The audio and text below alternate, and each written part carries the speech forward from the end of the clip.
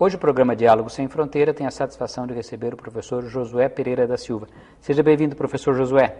Obrigado, professor Pedro Paulo. É um prazer estar aqui, tá? Pela primeira vez. E eu espero poder colaborar com a conversa nossa e com o nosso bate-papo. O professor Josué, ele tem uma formação que é bastante incomum para um professor de sociologia. O professor Josué é professor de sociologia aqui da nossa Universidade Estadual de Campinas, mas a sua formação original foi em economia, depois seguiu no mestrado, doutoramento na área de sociologia, estudou nos Estados Unidos, em Nova York, e ele se especializou num tema que é o objeto da nossa conversa de hoje, é um tema da ordem do dia, um tema da mais alta relevância, que é a questão da cidadania, autonomia e renda básica, que são alguns aspectos que estão definindo até a situação política no Brasil nos dias atuais. Então, eu gostaria de começar, professor Josué, com uma questão assim, introdutória, que é sobre o que é cidadania e qual a sua relação com essas políticas, né, de renda básica e de autonomia das pessoas, tornar as pessoas autônomas. Esses conceitos, o que nós podemos ver a partir deles? Eu vou responder a questão, mas eu vou fazer primeiro uma pequena observação. A minha trajetória realmente é inusitada, em certo sentido, porque entre o doutorado de Sociologia e a bacharelada em Economia tem um mestrado em História, quer dizer, é uma carreira meio maluca mesmo, de vocação tardia. Na verdade, eu estudo o tema da renda básica, da cidadania, sobretudo, né? Não como especialista no sentido, digamos assim, de pesquisador empírico que acompanha e que faz... Eu tenho alunos que trabalham com esse tema e eu trabalho, digamos assim, de uma maneira mais teórica com a discussão, tá? Seja de cidadania, seja de renda básica, o tema da autonomia perpassa, de que certa forma, os dois. Então, mas justamente por isso, José, que eu gostaria que você mencionou justamente a questão teórica, assim, para o nosso público, que é um público bem amplo, o que por que falamos em cidadania, em autonomia? E aí qual a relação disso com a renda? Cidadania no sentido, digamos assim, mais geral, é o pertencimento a uma determinada comunidade política. Tá? Mas não é só isso.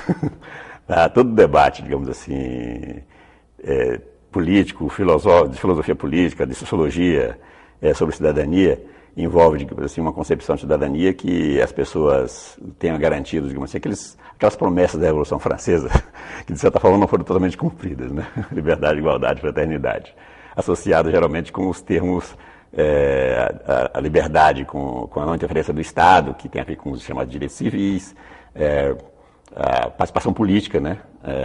Com direitos políticos, e digamos assim, um nível social de bem-estar, de acordo com cada sociedade, evidentemente, que garante a população, digamos assim, viver dignamente dentro da sua comunidade política, digamos assim. O país, hoje em dia, a pessoa fala até em cidadania internacional, que é uma coisa um pouco mais complicada para se dizer. A renda básica entra aí no seguinte sentido. Assim, no Brasil e fora do Brasil, esse debate é mais ou menos antigo, mas ele renasceu com muita força na metade dos anos 1980, em função, em grande medida, decorrente da crise do chamado Estado de Bem-Estar Social. O desemprego estrutural, tecnológico, que deslocou muita gente do mercado de trabalho, mudanças no perfil do mercado de trabalho com a entrada das mulheres, tudo isso contribuiu, num certo sentido, para que aquele paradigma, digamos assim, que sustentava o Estado de Bem-Estar Social nos países da Europa Central, dos países nórdicos, até nos países anglo-americanos, como a Inglaterra e Estados Unidos, anglo-saxão, né? Também, fez com que a resposta que o mercado de trabalho dava para a população no momento de crise de desemprego não era suficiente. Então, todo o debate sobre transferência de renda, transferência direta de renda, reapareceu, num certo sentido, com o objetivo de responder àquela incapacidade do mercado de trabalho, responder aquelas demandas, aqueles problemas funcionais, assim, de preencher adequadamente as funções dele. Tá? Quer dizer, há um momento de crise econômica nesses países ricos da época, em que uma parte da população tinha dificuldades diversas, é que surgiu então esse conceito de redistribuição, que seria a renda... na verdade, é um conceito muito antigo.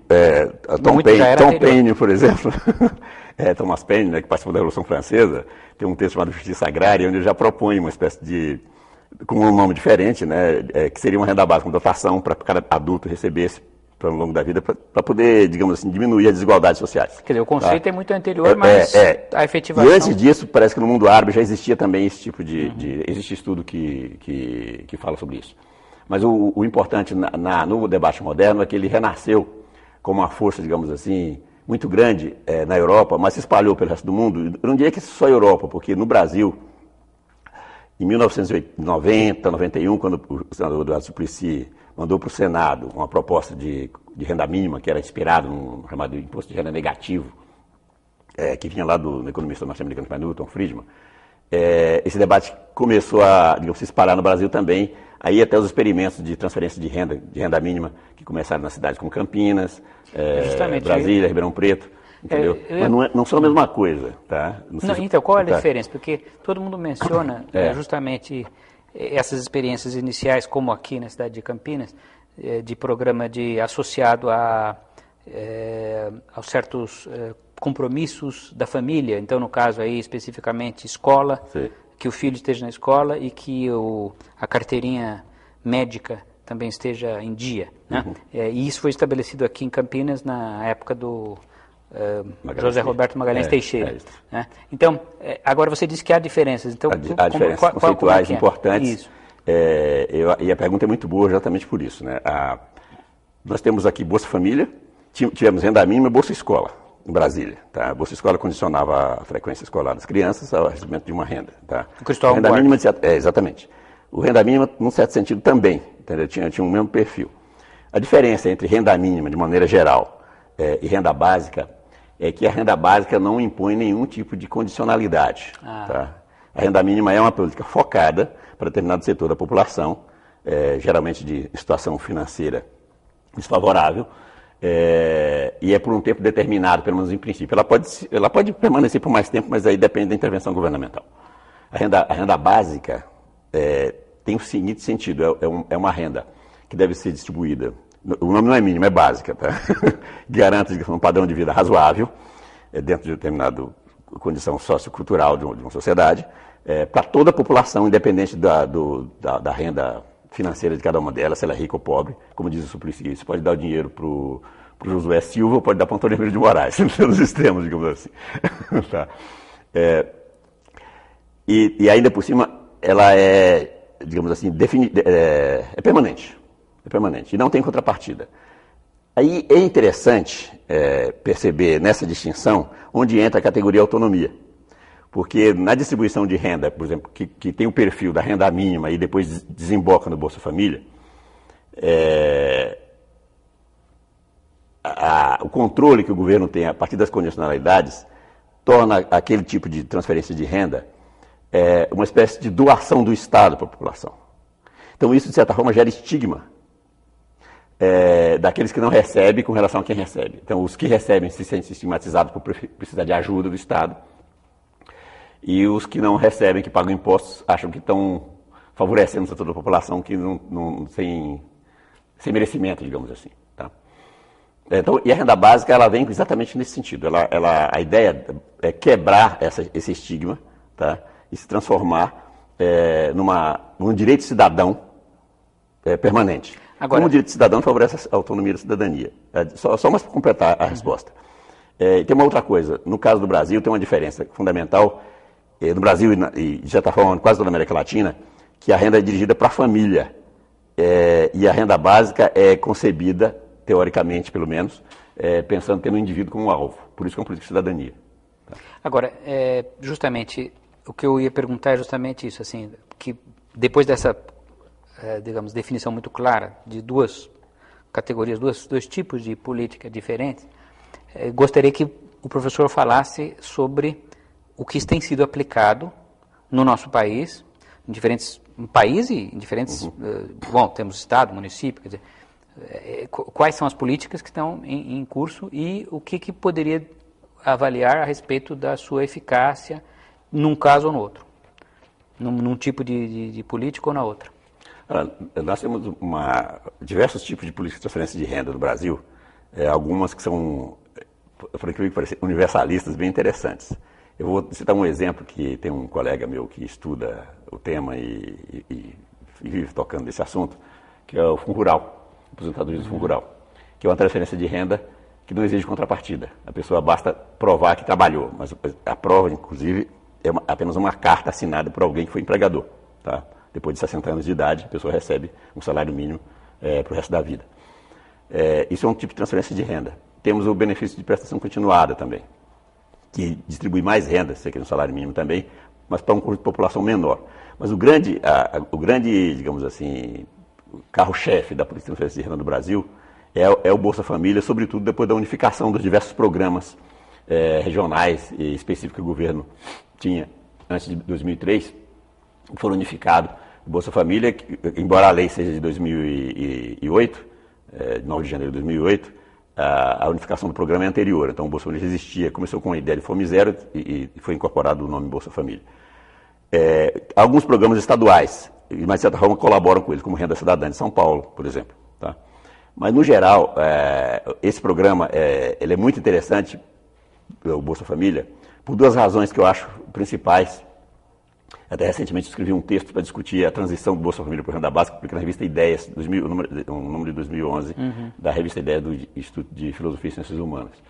É o seguinte, pela abrangência que tem o Bolsa Família atualmente, no começo de 2011, quando eu verifiquei essas informações, era cerca de 45 milhões de pessoas, tá? Que é uma população para o Brasil bastante grande, bastante, digamos assim, significativa, embora a quantia, digamos assim, de dinheiro transferida por família não seja tão grande, mas ela tem um impacto muito grande, sobretudo nas regiões rurais do Brasil e nessas pequenas comunidades, nas pequenas cidades dos interiores, onde praticamente a renda monetária é significante. Então ela ajuda, digamos assim, a população que não tem dinheiro e, ao mesmo tempo, ela estimula o comércio local, o que é muito interessante. Tá?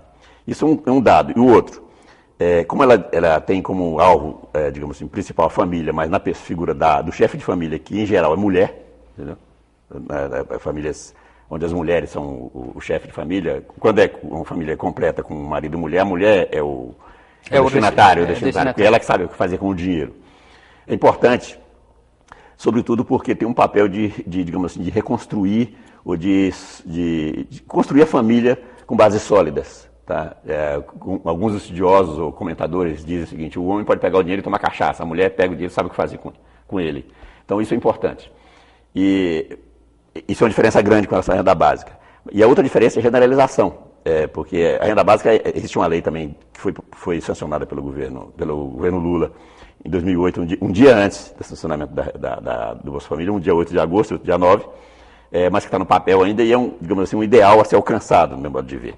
Agora, essa transição da renda básica para o Bolsa Família, ou melhor, do Bolsa Família para a renda básica no Brasil, que o Suplicy, por exemplo, acredita que a tendência é que o renda básica seja o caminho do Brasil para chegar, que o Bolsa Família seja o caminho brasileiro para chegar na renda básica, é discutível, mas é de se levar, é de se pensar bem, porque se ele for expandido e generalizado, ele se transforma na renda básica.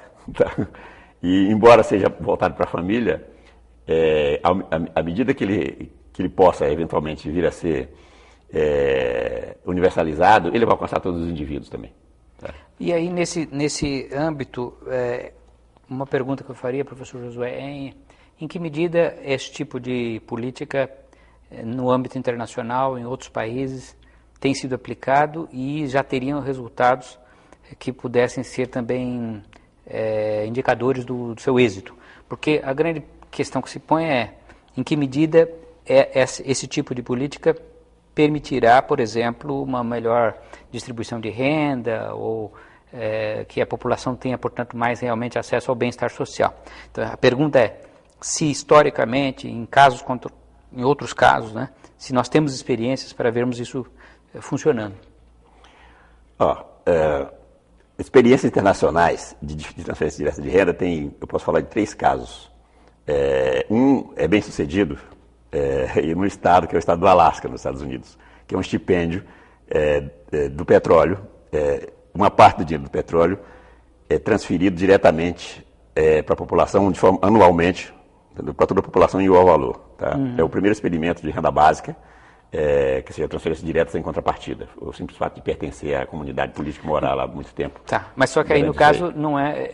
a minha pergunta era assim, só para... Eu entendo esse caso, mas o que eu estava pensando é em termos de permitir que uma população muito carente, em desigualdade social extrema, consiga superar isso, que não era o caso do Alasca, porque seguramente não eram desigualdades extremas e nem uma situação de miséria ampla. Sim, nesse sentido que eu estou dizendo. Eu ia chegar no problema. É que o caso do Alasca é exemplar, e tem um caso da Namíbia também, mas não tem um fundo de petróleo. E tem uns experimentos aqui no Brasil que se tenta fazer. Um é num bairro de Mogi das Cruzes, chama Quatinga Velho, e Santo Antônio do Pinhal, ali perto de Campos do Jordão, de transferência direta de renda no sentido de renda básica. Tá? Esses são experimentos, digamos assim, ensaios que podem digamos assim, espelhar o poder de renda básica. Né? Exatamente. Agora, em termos de transferência de renda, no estilo Bolsa Família, que são transferências condicionais e focadas, nós temos em quase todos os países do mundo, atualmente, um experimento desse tipo. E na América Latina, eu já mencionei isso antes, quase todos os programas são voltados para a família. Tá? Eu não conheço nenhum que eu possa falar assim, esse não é para a família. Eu tenho alguns estudos, a Ana Fonseca, que é uma especialista no assunto, escreveu sobre isso. Quase todos os programas da América Latina são voltados para a família. E na Europa, essa transferência de renda tem um impacto, digamos assim, razoável na população, na França, sobretudo, chama renda mínima de inserção, mas ela está muito voltada para a juventude que não consegue ingressar no mercado de trabalho e para o desemprego, para o desempregado. Tá? Eu não diria que ela ajuda a distribuir renda. Ela funciona muito mais como uma âncora para impedir que as pessoas caiam na miséria. Na verdade é isso. Tá? O ideal é que num futuro determinado, a renda básica sirva para que se tenha uma condição de vida digna, independente de vender a força de trabalho no mercado. Tá? Seria uma âncora geral no nível mais alto possível.